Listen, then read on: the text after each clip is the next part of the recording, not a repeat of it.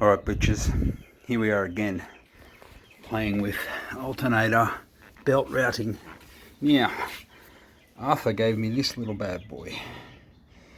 So, you can see here, that is belt crustiness from the belt doing a burnout on here,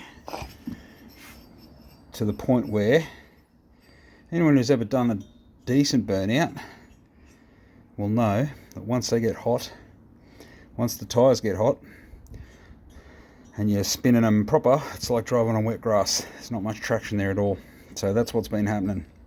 Now, I've been chasing this problem through 3 alternators and a bunch of other things, and I think what it actually is just due to the fact that I cannot get enough force on the belt to provide grip, because the belt only comes out here, or it comes in about here and goes out about there. So I don't even have 90 degrees of travel, I don't think, through the pulley, and that's well not enough. Like, you want to have, well, as close to 180 as you can get. And that's not going to happen in my arrangement. Just space problems, handy problems. But a good example is with this thing tightened so far up, like as tight as I want to do it, I can still push on this and turn it.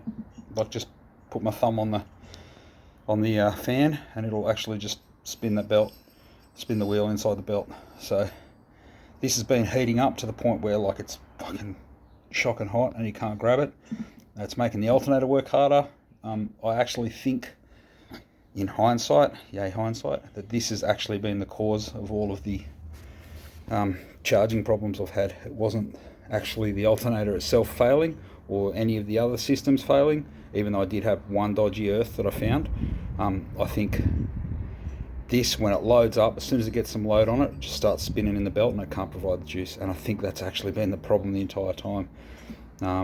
So I've just noticed, I've just been tightening the belt just to see, you know, what I can get to, and I can actually get it to be fine, but the belt is just so tight. So when I had the alternator up the top, the belt came up and went right around, and it almost had 180 degrees on this, but then the power steering was spinning because it only had that much. So I thought, oh, power steering requires more effort, so I'll switch them over, and I've created my own problem doing that. You know, part of modded cars, when you're building a bunch of systems that go on it. I actually could do some maths. I did some quick maths, just based on, you know, formulas, and because I'm comparing apples to apples, so we can assume the friction is the same if the belt's passing through 80 degrees of pulley or 120 degrees of pulley, and we can assume that the force applied to the belt is the same, regardless of whether that force is at that angle or that angle. So with force vectoring, big force here equals small force that way. If it's not, you know, if it's not the same, pull it the same way, you'll get the same force. Pull it at an angle, you'll get a smaller force. If you increase that angle, and I went from 80 degrees to, I tried 80 degrees and 100 degrees, and I just did the calculations based on 80 degrees of travel through the belt and 100 degrees of travel through the belt, and the factor of increase, once you look at the ratio between 80 and 100 of the force, so any force, doesn't matter what it is, but force goes up by like 125%, as well as friction going up by 20%. So just based on the area, like, you know, the area of contact, the contact patch getting bigger, because the belt will be through more of that pulley. And that's a massive difference when you combine those two together. It's like, you know, a factor of 1.5 for just 20 degrees of belt travel angle. So I'll actually do the sums and show you what I figured out. It's not really a sum. A bunch of shit cancels out because you're comparing one thing to another. But yeah, we'll have maths fun with Mika. But this one, I think, I'll put it in under the bottom, up like that, so the belt can just come up, come down, and then go around through this, and then up to the power steer. And I think that'll just solve everything. It's only just that I've got to figure out how to mount this. So it could go sort of through, depending on where this bolt sits. Depending on where this bolt sits will be what I do, because it could go just through the bolt, you know, make a attachment on the bolt or whatever. It doesn't really matter how close it is to this.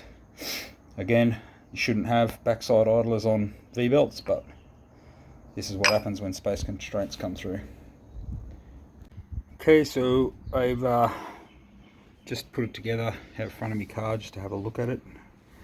Got to hold it with one hand, it's not going to sit. So, put it in my leg. There we go. Now I can point to stuff. So you can see here, so I've wound the adjuster all the way down. So it'll come sort of from the top. The harmonic balance is quite a large pulley. So it comes across up around here, but you can see the bottom of the harmonic balance is way down here somewhere. I'm coming down through the belt and I'm getting like not even 90 degrees down here. So what I'm thinking is this bad boy in line with this main bolt here, just like that. So then it's coming up out of the harmonic balancer, around this, around that, back around through that. And at its maximum, I'll never get belt hitting belt. I think that'll be just fine. I could even go like off a nubule here. Down here, it would pretty much do fuck all. It would be, I think it'd have a tiny bit, maybe, if not, probably nothing actually, now I'm looking at it. It would barely clip the back of the belt anyway. So push it up here as much as I can to get as much wrap around this pulley as I can. Then the force, the vector for the force is better. I'm closer to 1, and I'm just having the same reverse wrap around there, but at least I won't have to tighten the shit out of the belt to get good traction on that. So hopefully, inverted commas, hopefully, belt should last longer. The other thing is, once I've got this done and I'm happy with the actual grip here, I can get one of the Gates Green Power belts, which are designed for backside idlers. Alright, I've encountered a little bit of an issue. This is a Class 8 M12 bolt, which fits the center of this 6201 bearing perfectly. You can see, a bit hard one-handed, but it drops in tight. That's brilliant, that's what I need. So, ideal would be to get a real big long M12 bolt and go through, drill this out to M12, back end out to M12, away we go all the way through. Now, that goes through a big hole in an ear in the side of the block. And that hole is only 3/8 of an inch. I thought it was a 1/2 inch because this is loose and it was a 1/2 inch. It'd go through with a little bit of clearance and allow a bit of a, you know, misalignment and be okay. But it's not going to do that. So what I'm going to do is get this bad boy and weld him about there, just like that. Put some braces on it to the bits that I need to give it some chunkiness and ability to not come apart. This will be okay. The bolt doesn't actually go all the way through this nut, it just sort of finishes at the end there, so if I have to space out the back end and just to do it perfectly, that's fine. This one can sit just like that, and then I'll trim this side of it down to fit and space out the back here with whatever, weld the sleeve on or something so that it's I'd like to weld braces from here to here, and it's going to have quite a bit of, well, it doesn't have a whole lot of force on it, but I do need to make sure it's attached very well, otherwise I'm crack and then I lose everything, and that's not a good thing. But with this I shouldn't have to have it so tight. Alright, so with the power of editing and some awesome animation, I'm gonna do a bit of a description of what's going on. So, current setup: power steer, tensioner, harmonic balancer, alternator. You notice here I'm coming across and going around, and I did my calculation and I think I'm lucky to get through about 80 degrees of that alternator. So here is my second shitty diagram, and you can see power steer, tensioner, harmonic balancer, and my new idler. So you can see I'm getting a lot better belt wrap around the alternator belt. So I'm far beyond 90 degrees. I've gone to probably almost 180 when I look at it, which is great, and I'll show you why in the next slide. Whoopah! Look at that. Force vectors. So you have a force at an angle to the resistance. So you want to apply, you get a fraction of that force based on basically a sine curve. Well, sine, cos, whatever. Doesn't matter. Same shit, shifted 90 degrees. So you can see here, if the angle is big and the force is in that direction, the angle is big, then the force is very small where you need it. Whereas if the angle is small, and the force becomes a lot larger, a lot closer to the actual force being applied. So this is as the force increased, angle at 90 degrees, you're getting zero of that. Absolutely nothing is going in the direction you need it. And then that ramps up in a curve up to 0 degrees where you're getting the full amount of the force in the same direction you need it. I existed about here before, around about there, I'd reckon. And you can see there's actually a really big rate of change here. So if you go through the 90 degrees of wrap around the pulley and start heading up towards, this would be 180 degrees wrap around the pulley where the full force is in the same direction, holding the belt into the pulley. So if I can move from here to here even, you can see my increase in the amount of force applied is great for very little movement along the angle. Alright, next slide. Alright, so this is the formula for force vectoring. This is the cos side, there's a sine one as well, but this is the one I'm using because it replicates my situation the best. So if we take an example of the force being applied to this belt, is pulling it tight.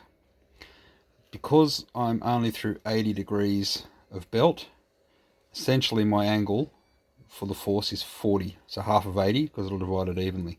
So my ratio there is 0.766. That's cos of 40 degrees. So that's basically, I get 0.766 of the, so 75, 3/4 of the force through that. That doesn't sound bad, but when you come up to here, going through 150 degrees of the pulley, which is what I am at now, I think, pretty much, brings my angle right down to 15 degrees. And that's 0.966. That's almost 100% of the full force then is pushing the belt, the belt is applying to the pulley. So that's one half of what I've got here helping me. So that's like, 125% better than it was as far as the force being able to be applied to the pulley. Alright, so the next bit is the friction. Alright, copy this down, class. Here we go. Friction. So, frictional force. Coefficient of friction times force. So basically we're looking at coefficient here, because assuming everything else is the same, we're still applying the same force to the belt, we're just increasing our coefficient of friction. How? We are increasing it because we're changing the surface area of contact of the belt. So you can see the old one here coming up, traveling through 80 degrees and then pissing off to the power steer. The new would come up, go through 150 degrees. This is just estimation, but it's close enough. And then under the idler and out. So, to calculate this little bit of surface area here, we can do big circle minus little circle times by 80 over 360, so the fraction of the degrees that we're going to get that surface area there. Now, why is that important? Because if I look at this formula, here's the big 80 over 360 minus the little 80 over 360, and I rearrange it, I can get to 80 over 360 with the big minus little circle as a factor. Why is that good? Because it means I can do the same thing for the 150 over 360. So the difference that I'm making between these two pretty much is just either 80 degrees or 150 degrees. So if we look at that as a ratio, 80 to 150, it's 1 to 1.875. So from our first calculation, the increase is a factor of 1.26. So this is our new force multiplier of 966, old one of 766. So 1.26 is the increase there, times, it's a factor of 1.26. Then we have the friction increase, 1.875, as per down here. So multiply those together, 1.26 times 1.875, 2.364. That is how much my total increase of friction is, assuming the same amount of force remains on the belt that was before. So I'm guessing, well, I know that that means that I can have a lot less tension on the belt and still get the same grip that I had, which is what I'm after. Less wear on the belt. It was over tensioned before, and just better working of the alternator. So only thing left now is to get the belt fitted and go for a test and see if it throws a belt or not. Thank you for watching Maths with Mika. That should do it. Should, inverted commas, should do it. So this is my new one here. I'll have to cut this off and do something better to space it. That's a torque locking. I think with the rotation of the engine, it's actually going to try and unscrew the nut, which is not cool. So I might try and get another nut and actually do a double nut on it. Doesn't matter if it hangs out here a bit. It can't come undone. If it comes undone, fucking world ends. Yeah, but I mean, it's smooth. It's nice and tight to this. So I get a lot of, like you can see now, if I pull these tight, see now the amount of wrap I've got around that pulley. I would like to get a new pulley too. This is one of the ones that's made of pressed steel, and it's like 2 halves, and it's a bit shitty. If we get one of the solid ones, like off a Commodore V8 for the same alternator, then that'd do the trick. Or something, as long as it's not bigger than that on the OD, because then I will not be able to get a belt on, because as it stands now, if I'm going to put this belt on or off this engine, I've got to roll it through like that. So that's good. I'm happy with that. Fucking minty. I'm just going to fix this to, at the moment when it gets real tight, it lets the alternator sort of angle in, and it's because this hole isn't lined up really nice, and it's it's a bit loose. So I'm just going to cut the back of this, weld it in the right spot. But that's a nothing job. It's just a job. Maybe I'll brace it to that or something as well. I don't know. Anyway.